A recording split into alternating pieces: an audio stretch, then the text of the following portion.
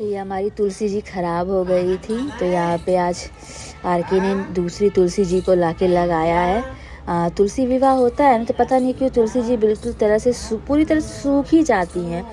तो ये वो हमारी तो जो थी एकदम ही मतलब कि ऐसा लग रहा था कि होगा ही नहीं दोबारा। तो फिर ये आज आरके नया तुलसी पत्ता लेकर आए हैं।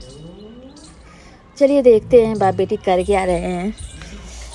अभी अभी हमने जस्ट चाय पिया है, यहाँ पे बाप बेटी खेल रहे हैं। लाडो धूप ले रही है क्या? लाडो तो मम्मी को देखने लग गए। मम्मा आ गए, मम्मा आ गए।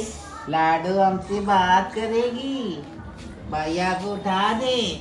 तो यहाँ बाप बेटी खेल रहे हैं, मस्त धूप सेक रहे हैं।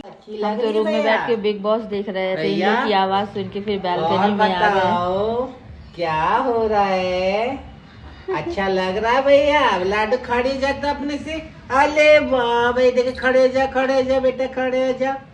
लाडू खड़ी, लाडो भी सोई थी, जस्ट अभी उठी है ना लाडो? लाडू को एनर्जी आए। लाडो लाडू तो मम्मी को देख के हंस रही है भैया।